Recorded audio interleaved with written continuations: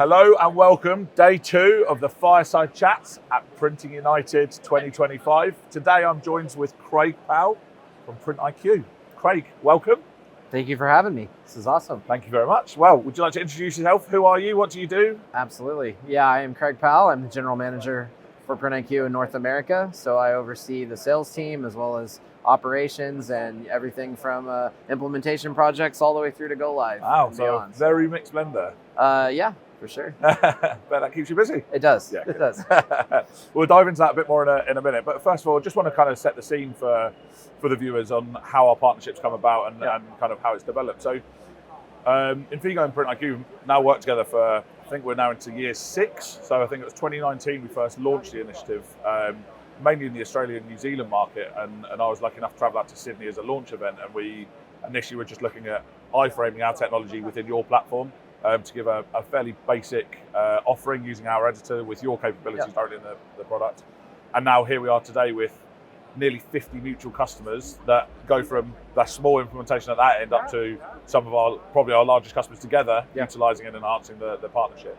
Obviously today we'll discuss more about what that looks like, but the partnership obviously continues to go from strength to strength, and customers are reaping the rewards, which is ultimately what we both want from this. So it's great. Absolutely. So tell me a bit more about your role then, Craig. So you mentioned you look after sales, operations, onboarding, project management side of things. What does day-to-day look like for you?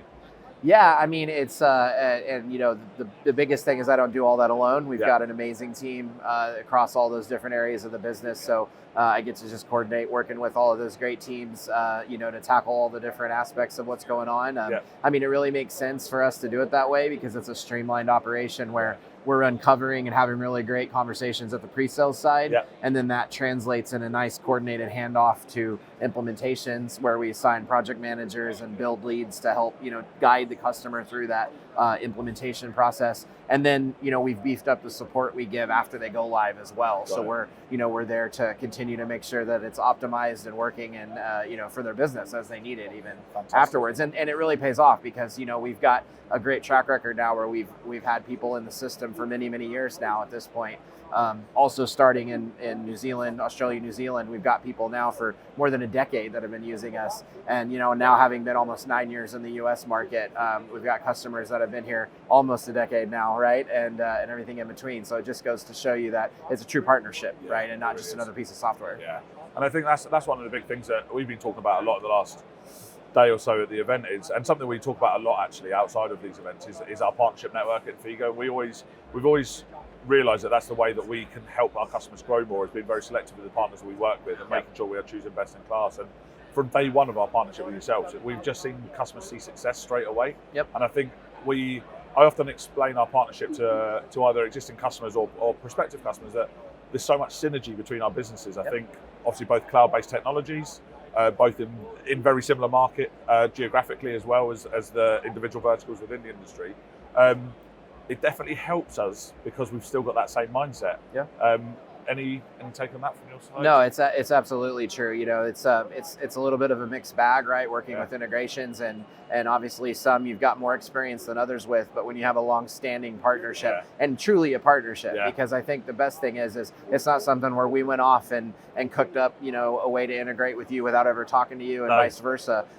We've coordinated over time now to strengthen it to where, you know, it's one of the most integrated web to prints that we have. And it's actually influenced us building directly into our platform hooks and functionality and things specifically for Infigo. And that only happened by coordinating between our dev teams and ultimately that grew out of listening to what customers want really at the end of the day. And I think that's it. I think and our customers, they've all got that right mindset. I mean, Eric was on the stand here a minute ago. I often talk about Eric and his success stories. So Eric from Boom Group, but he as the owner just had the right mindset of what he wanted to achieve with the technology, and he kind of broke it down into the whole flow and said, this is my storefront piece. I've already got PrintIQ, so what does that look like in terms of a transfer of data there? And then how do I make that more efficient? How do the CSRs utilize that? Are they going to PrintIQ? Are they going to Infigo? And just broke that whole journey down. And it is amazing as a case study to see the success of someone that isn't a big shop, hasn't got teams of hundreds of developers behind them, but had the tenacity and the vision to actually deliver it. And I think that's kudos to both our platforms in how malleable they are and how agile they are, that you can fit it into that box, right? Absolutely. I mean, I think the functionality is there to achieve those different use cases. For one, you've got that ability to have the confidence to know that on both sides of the fence, right, as we interact with each other, that it's going to work. But again, just speaking to the partnership as well, customers, when they are going through an implementation of one platform, it's a whole lot of work. But when you've got to have two platforms, right, and in some cases they're doing multiples in different parts of the workflow, right, and sometimes we hear horror stories about they get into that, they're left to try to figure that out on their own. Those two different integrations aren't talking to one another, human to human and team to team. They're not talking to one another, and I think that's one of the key differences as well, where we know that we're talking about it, knowing what we need to coordinate on, having those meetings between our teams along with the customer, but also separately to make sure we understand what each other needs to do. And I think that just really speaks to smoothing over that process, so we can both deliver a mutual experience, right, that's better for the customer. And also, ultimately, we've got, I think we're at 42 active installs between us, so people using the storefront connect to IQ. As we do more and more and more, that process is going to get slicker and slicker and slicker. Absolutely. And every time that we see it from our side, it gets quicker and easier, because we share our learnings from past implementations. Sure. And are now more, I suppose, more versed and educated in how we can push people down the correct path. And it's, I suppose, and a question, but something we do is we've learned to now have the confidence to tell people they maybe go down the wrong path. Is that something that you guys would also advise on? Like, we've got past experience of this, maybe you'd be better looking at this area instead? Absolutely. I mean, I think over time, as you gain, the track record and experience, and, customers come to you also for guidance, and it turns into more of, they're not just hiring us to do a thing. They're hiring us to be a consultant, right? To actually help say, based on what you've done for other people, what you've seen in the industry, what people are looking for, like they're asking for that guidance. Sometimes people come in, they have a very singular vision, they know exactly what they want. And, obviously we can deliver on that as well. But for those that don't have all the questions answered, I think it turns into a consultative relationship where you're able to do that. And I absolutely would echo that. We classify integrations as we do them with partners kind of in different ways, really based on like how often have we done it, what's our confidence level around knowing what the product is on that side of it as well. And, Infigo being the status that it is now as far as we're concerned, we know we don't need to add a bunch of extra time to figure stuff out, because we've already sorted that out. So there's a confidence there. I had a conversation with someone yesterday that was that already use your platform and are looking at ours, and they were talking about the integration. They're like, am I using this as a developer? And I was like, well, actually, the user interface is built out now from the Infigo side, that we're connecting to you guys. You're still the source of truth, but we are connecting to you to pull the data into our platform. And it's like, you don't have to go and write code. You don't have to go and write script. It is via a user interface now to simplify that.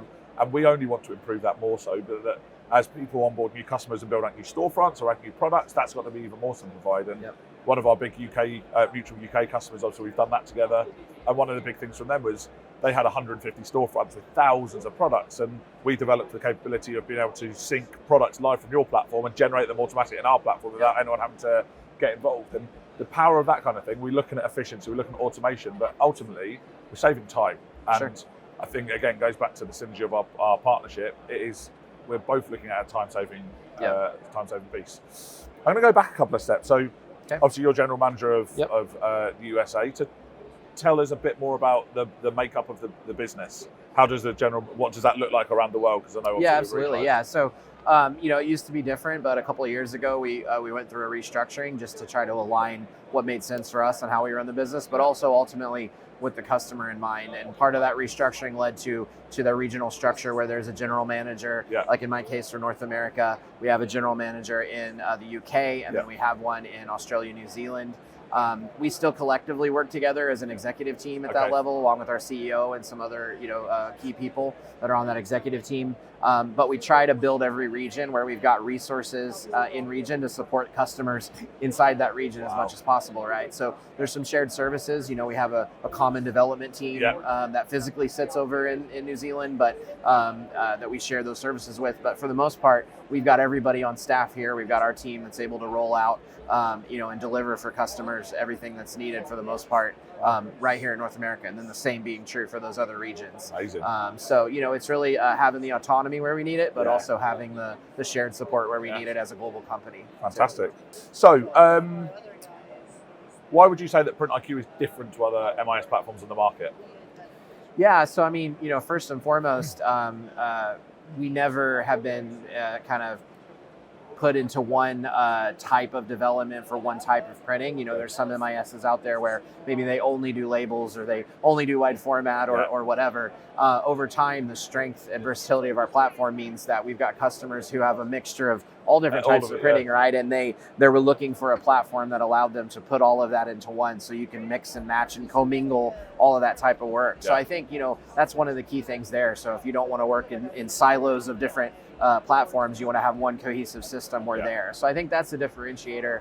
But I'd say beyond that, the complexities just of how we're able to layer in automation in different ways, whether that be our quoting intelligence, which is really what sets us apart. And this is something that's really cool, especially at trade shows, because when we give demos for people, we see it. I call it the Christmas morning moment, where their face lights up with, oh my gosh, where has this been all my life, right?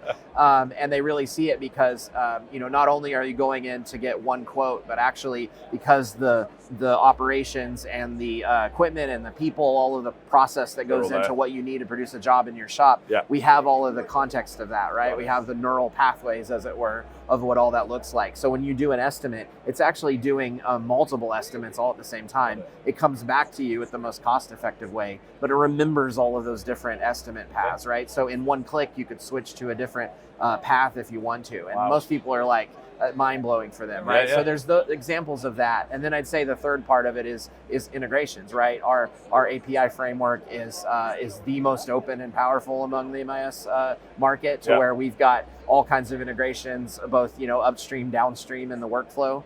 And it's so powerful, and the access that we give to it is so powerful. We even have customers that have gone off and done their own integrations that we didn't, officially do, right? Support, and they were only able to do it because of that access that we give. I think there's a fourth thing you're missing. You've got the best looking MIS on the market as well. Oh, well, there you go. I don't want to brag, but I'll take it that you said that. But no, it's true. And I think a lot of people's perception is that MISs are very, obviously very technical focused platforms, and almost some products on the market almost look just like a database that doesn't have much of the user interface. And that's one thing that really surprised me when I first started working with you guys in 2019, was that the front end of it essentially was anyone can pick this up. You don't have to understand all the technical side of things that go behind the background. And that's something that we hear from our users as well, is just saying we can pick this thing up so quickly and easily. We can onboard new staff and they can just get it and they run with it. So I was at Arizona State University last year. Obviously they were going through the onboard with yourselves. They've been a long time Infigo customer, and they were showing me all of their iPads on every device that they've got, where they've got IQ running, and they're like, this is just amazing visibility that we've now got at machine level and at potentially operator level as well, that we are now tracking data far greater than we've ever had before. Absolutely. And we've also I was just telling you then, just had one of your customers on the stand a second ago, and they were telling me that from the MIS that they've moved from and onto your platform, after only being live for 3 months, something they used to have to do as a weekly task, they now do quarterly, just as peace of mind, just as a sanity check. And actually they know that they can trust the system and the data's correct. And that's in this data-driven world, it's so important that you've got the trust in what the platform's doing. So, well, and on the data side too, I think I can't stress it enough, just based on my own experience being in the industry on both sides of the fence, but also in talking with people all the time. You put a ton of data into these platforms, right? And it's really key to make sure you also have a partner that you can get that data back out, right, in an actionable way, because what good does it do you if you can't get it out in some kind of a way, right? And so I think through things like integrations, through things like reporting, which is another robust area for IQ, the ability to write custom reports and really deep dive into the analysis of how your business is doing, really just transforms it. So it's not just going into a black box that you're not able to ever get anything out of. And how does that work then? Do you try and, again, you mentioned the word consultative earlier, is that a consultative approach to try and push people into that data-led mindset, or is it?